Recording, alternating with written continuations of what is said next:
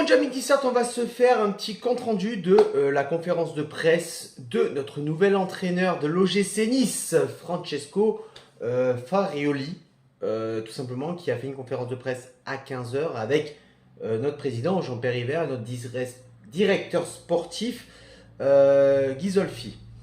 Donc, petit compte rendu, je ne te ferai pas le compte rendu total de cette conférence et je vais te donner mon avis sur Francesco Farioli, notre nouvel entraîneur, ses qualités, ses défauts et te dire si vraiment c'est l'entraîneur qui est fait pour nous pour cette saison.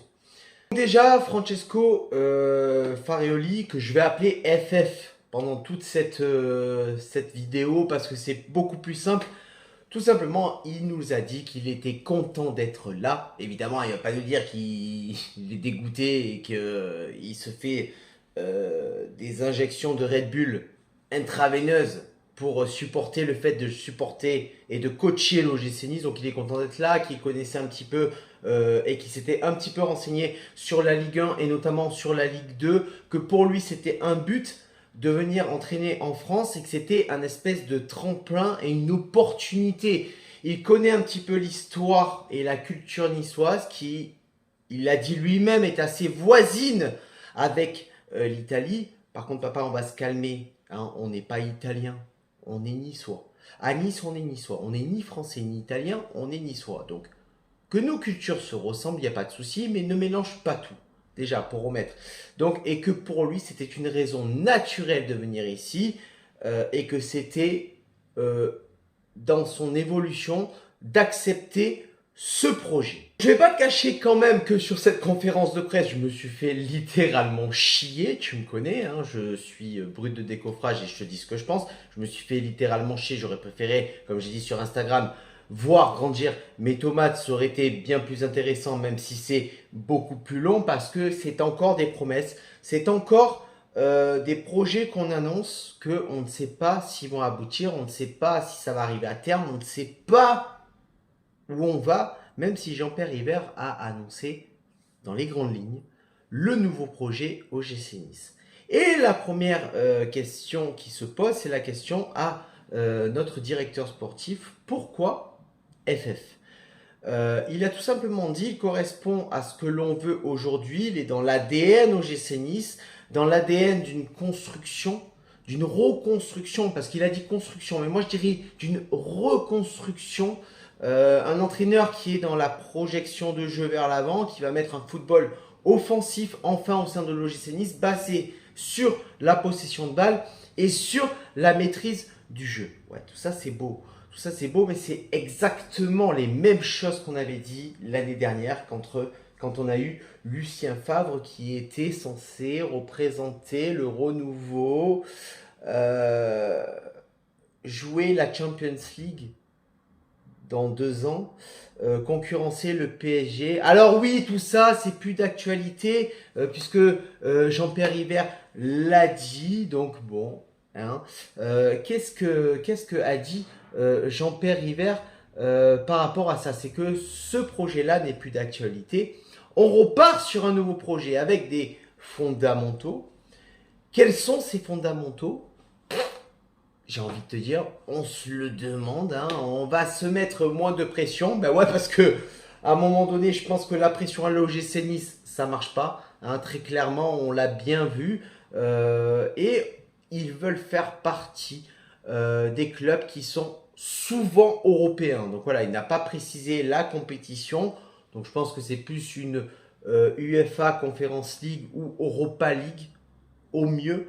Hein, Champions League quand on sera dans une année où on fera des prouesses, mais pour l'instant c'est pas le cas. Concurrencer le PSG, c'est plus d'actualité, mais il a dit que le projet reste super intéressant. Mais il nous en a pas dit plus. Donc, comment tu veux me faire croire que le projet, le nouveau projet, hein, ce nouveau projet qui fait partie des à peu près 15 autres projets depuis que Ineos est arrivé, comment tu peux me faire croire à moi qu'il est intéressant si tu ne développes pas les grandes lignes? C'est quoi ce nouveau projet? Oui, être européen, très souvent. Ben, c'était un petit peu le même projet quand Ineos est arrivé. c'était pas être européen chaque année, c'était participer à la Champions League chaque année et en gros aller titiller avec un doigt, voire peut-être deux, le PSG. Mais là, désolé, sur cette conférence de presse, encore une fois, t'essayes de me vendre un rêve qui sera peut-être inaccessible. Parce que moi, je fais partie de ces Niçois, il y en a très peu, mais il y en a encore, je crois plus à ce que vous racontez. Et cette conférence de presse m'a encore confirmé que j'ai raison. Comme j'avais raison pour le fait l'année dernière que Lucien Favre n'était pas l'entraîneur qu'il nous fallait cette saison. La question posée est l'approche de jeu de FF, donc Francesco Farioli. Son objectif, c'est le but, c'est de prendre le jeu à son compte, hein, avoir le contrôle du jeu, une maîtrise, avoir des idées dans les interactions entre les joueurs, et les joueurs doivent s'exprimer à leur meilleure qualité. C'est-à-dire, ils sont au cœur du projet, c'est ce qu'il a dit, et que c'est grâce à eux que l'OGC Nice va pouvoir se construire, va pouvoir entreprendre ce fameux projet d'être européen chaque année et de peut-être devenir une réelle équipe. Quel entraîneur n'a pas envie de ça quand il arrive dans un nouveau club? Quel entraîneur a envie de dire oh, si on finit 13e avec 50 points, c'est bien? Non. Quel entraîneur a envie de ça concrètement? Dis-moi, parce que en fait, pour moi, cette conférence de presse, c'est encore de la poudre aux yeux qui nous est jetée. Bien sûr qu'il va pas dire ouais, ben les gars, si on finit 9e du championnat, c'est bien. Bien sûr qu'il va pas le dire. Bien sûr qu'il va dire on cherche l'Europe, hein, on cherche à gagner la Coupe de France contre le Puy du Foot, contre Carquefou, contre Guingamp, contre Rouen. Bien sûr qu'on cherche ça. Bien sûr qu'on cherche le titre, bien sûr que... Et jusqu'à présent, tu nous apprends rien, papa. Ça a été les mêmes discours avec Lucien Favre, avec Christophe Galtier, avec Patrick Vieira, avec Frédéric... Antonetti. Ça a été les mêmes choses, en fait. Bien sûr que tu veux arriver le mieux possible dans ce championnat et faire quelque chose européennement. Bien sûr. Tu nous apprends quoi? Et ne vous excitez pas le poireau, les gars, parce on va pas faire grand chose cette année. J'espère me tromper, mais jusqu'à présent, ça fait 6 ans que je fais YouTube, les gars, je me suis jamais trompé. J'espère me tromper. Est-ce que c'est l'année où on va me fermer la gueule et on va me dire t'es un gros con? Eh ben j'espère. Ensuite, on a eu cette fameuse question sur le mercato, les retours de prêt. Les joueurs qui vont partir, est-ce qu'il va avoir des arrivées très prochainement? Donc il a dit qu'il travaillait depuis qu'il a signé à l'OGC Nice sur le mercato. Bon, le mec il l'a signé il y a 3 jours, mais ça fait 3 semaines qu'il travaille sur le mercato apparemment. Non mais parce qu'à moi tu me la fais pas en fait. À moi tu me la fais pas. Donc il travaille sur toutes les possibilités. Ils ont dit qu'il y aura des arrivées, il y aura des départs. Non, sans deck, vraiment. C'est le but un petit peu du mercato estival, hein, c'est qu'il y ait des arrivées et qu'il y ait des départs. Hein. Alors même si tu as des départs qui ne sont pas voulus et des arrivées dont les joueurs tu ne les connais pas, mais c'est un petit peu le but du mercato en fait, hein, on va pas se le cacher. Il est content qu'il y ait des retours de joueurs, il va évaluer un petit peu leur capacité et voir s'il peut les utiliser dans son système de jeu ou pas. Et dans ce cas-là, on partira sur à nouveau un prêt ou pourquoi pas une revente. Au niveau de son staff, il a dit que le staff était en train de se finaliser, le staff complet, qu'il le suivait déjà en Turquie. L'idée était de faire un travail collectif, mais d'améliorer aussi le développement individuel de chaque joueur qui pour lui est important. Je crois que c'est assez important pour chaque entraîneur. Tu travailles le collectif, mais l'individuel est aussi important parce que des fois dans un match, qu'est-ce qui te fait gagner? C'est une individualité. Quand tu es bloqué pendant 80 minutes, à un moment donné, c'est l'individualité, la prouesse,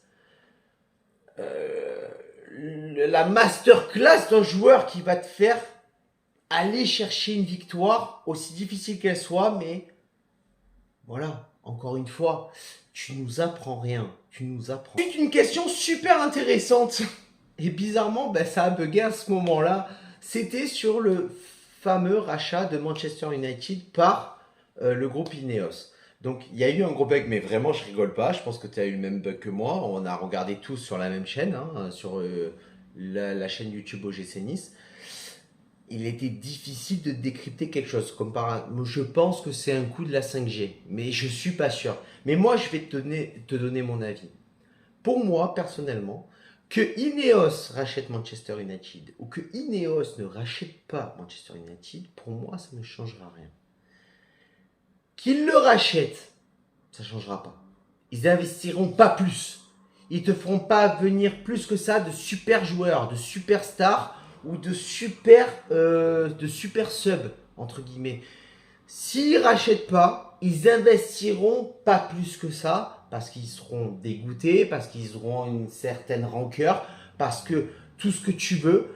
Mais que Ineos rachète ou pas Manchester United, pour moi, ça ne change rien. Et j'ai envie de te dire même plus qu'ils le rachètent. Qui rachète Manchester United? Parce que pour moi, ça ne changera pas l'investissement qu'ils ont mis depuis qu'ils sont arrivés en 2019. Allez-y les gars, rachetez Manchester United, il n'y a pas de problème. De toute façon, ça ne changera rien. On aura toujours le même investissement, on aura toujours cette même fébrilité sur ce fameux projet. Ouais, on a des grandes lignes, mais dans les détails, on est incapable de te dire c'est quoi le projet. Moi, c'est ça qui me dérange. On a les grandes lignes du projet. Oui, il faut qu'on soit européen. Ouais, c'est bien. Comment tu veux y arriver? Avec quels chiffres? Avec quels moyens? Avec quelle ambition? Moi, c'est ça qui me dérange. C'est que, en gros, on a le projet, mais dans les grandes lignes, en profondeur, quand tu perces un petit peu, t'as rien. Donc, le truc du Manchester United, vraiment, à un moment donné, voilà. Après, qu'il y a un journaliste dont je ne citerai pas le nom et où il travaille parce que je le connais. À un moment donné, il a dit à FF, donc Francesco, où en es-tu au niveau de la langue française? Genre, est-ce que la langue française va être une barrière pour coacher le gym? Et j'ai envie de te dire, c'est déjà de 1, déjà, clairement. Hein. C'est déjà de 1, soit on s'en tartine le fion, soit on s'en bat les couilles. Au choix, tu choisis. De 2, je pense que tu as des langages corporels.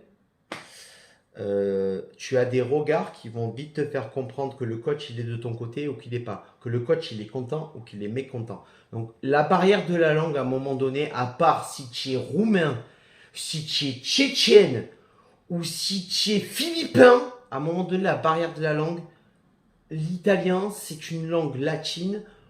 Moi-même, je le comprends. Alors je ne le parle pas, je le baragouine vite fait, mais par contre quand tu me parles italien, je comprends totalement ce que tu me dis. Donc, une question de journaliste typique, hein, question qui sert à rien, c'est pour combler un petit peu le vide. Et ensuite, on a eu la question du projet de jeu bien précis de FF. Et donc, il précise que le début va être crucial. Bah ouais, j'ai envie de te dire, si tu joues 5 matchs et que tu prends 2 points, et que tu joues 5 matchs et que tu en prends 15, bah déjà le début il n'est pas pareil, tu vois. Donc oui, jusqu'à présent, c'est logique, c'est mathématique en fait. Hein. Donc il a dit que tout va commencer par l'entraînement, commencer à lancer le projet, qu'il va falloir travailler. Je crois que cette phrase, on l'a entendue assez souvent à l'OGC Nice. Travailler vite, construire ensemble et avancer vite. Je crois que c'est à peu près des phrases qu'on se dit depuis le rachat Ineos. Hein. Donc jusque-là, on ne nous apprend rien.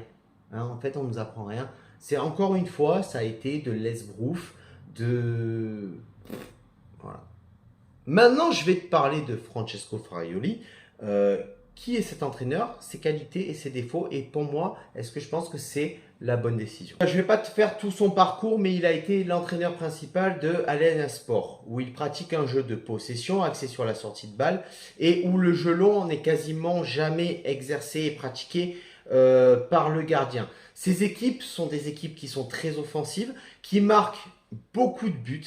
Il est plutôt sur un système de jeu en 4-1-4-1, en 3-4-3 ou en 4-2-3-1. Ce qui fait que ces équipes marquent énormément de buts. Il apprécie les défenseurs qui sont à l'aise au pied et aime faire jouer un numéro 6 en défense centrale pour assurer les sorties de balles. Pour lui, c'est de sortir proprement dans une situation difficile. C'est important pour lui de garder la possession de balle en sortant proprement d'une situation difficile. C'est un petit peu le système de jeu qu'on pratique à l'OGC Nice depuis à peu près Favre, mais sur les années 2016-2017.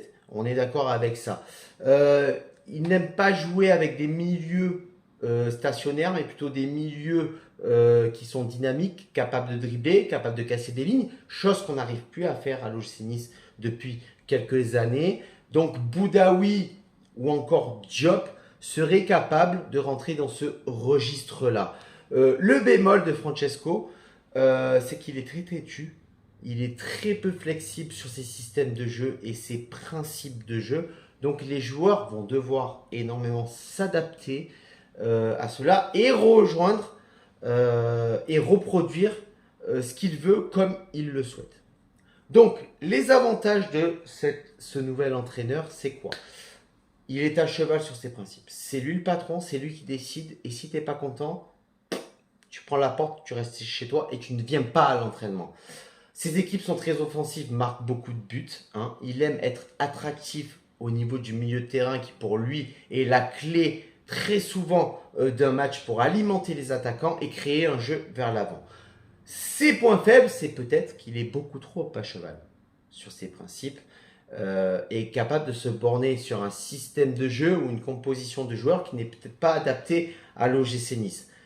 C'est là où lui va devoir faire un travail sur lui-même pour pouvoir essayer d'adapter la meilleure solution au sein du club pour qu'il y ait une harmonie entre la composition, les joueurs et son système de jeu. Son système de jeu est hyper offensif, donc ce qui peut amener l'équipe à se découvrir facilement, trop facilement, et encaisser beaucoup de buts. Donc il va falloir se renforcer énormément à ce secteur et assurer l'équilibre entre la défense et l'attaque. Du sujet, mon avis sur Francesco Fraioli.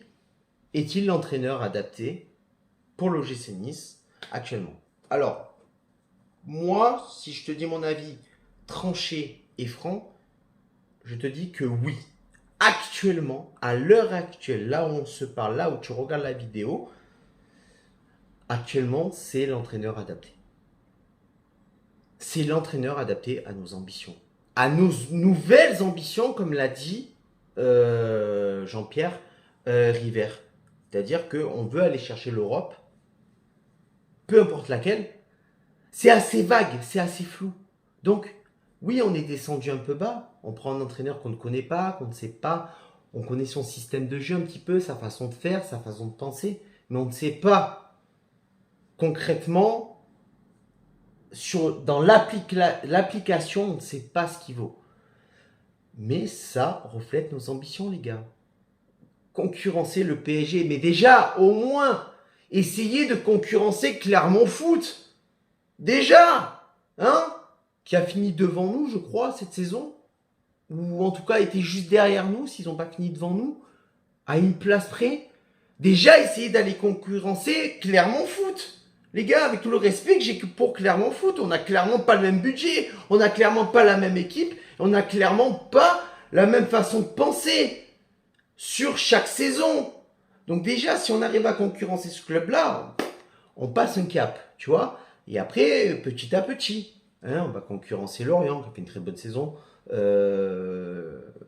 là sur cette année. Et puis après, on va aller essayer de concurrencer Monaco, qui a fait une saison plutôt bonne, pas potable pour les supporters monégasques, mais qui pour nous, ils ont été mieux que nous. Puis on va essayer de concurrencer Lyon, puis peut-être après Rennes, puis peut-être après Lens, et puis Marseille. Et puis après, on verra. Pour le PSG, ça sera dans des décennies. Je serai peut-être même plus vivant à l'heure actuelle. Enfin, à ce moment-là, je serai plus vivant pour assister à ça. Donc moi, je te dis actuellement, avec les ambitions qu'on a et l'effectif qu'on a et qu'on va nous proposer, ouais, Francesco, c'est l'entraîneur adapté. Alors, oui, je suis content. Pas parce que c'est un entraîneur italien, non, clairement pas. Je suis content J'aurais été content si j'avais eu un Gattuso par exemple, ou pourquoi pas même un Andrea Pirlo hein, qui reprend une certaine équipe dont je ne citerai pas le nom, parce que je m'en souviens pas très clairement. Mais oui, j'aurais eu un Gattuso ou un Andrea Pirlo, j'aurais été très content. Un Francesco Farioli, je suis content parce que ça représente nos ambitions. Après, à voir. Je lui laisse sa chance comme d'habitude. Je ne me présente pas plus que ça sur ce sujet-là. On verra ce qu'il propose, on verra ce qu'il fait, on verra ses résultats sur allez, les 10 premières journées. Et puis après, on pourra se faire vraiment un véritable bilan sur lui déjà à la mi-saison. Et sur ce, amis Glissard, c'est la fin de cette vidéo. Bien évidemment, on va enchaîner sur les vidéos Mercato très prochainement. Et je pense dans quelques jours, après, une fois que tu auras vu cette vidéo, là, je vais enchaîner, je vais envoyer. J'étais pas présent ces derniers temps, c'est vrai, parce que j'ai beaucoup de choses à faire en ce moment, je te le cache pas. Ouais, le mec, on dirait que c'est Gérald Darmanin. Ouais, bon, enfin, j'ai pas choisi le meilleur ministre, mais bon, à un moment donné, enfin, il me fallait un planning de ministre, donc c'est le seul qui m'est venu, mais c'est pas. Bref, sur ce, ciao viva, la Bayeta, et Issa Nissa.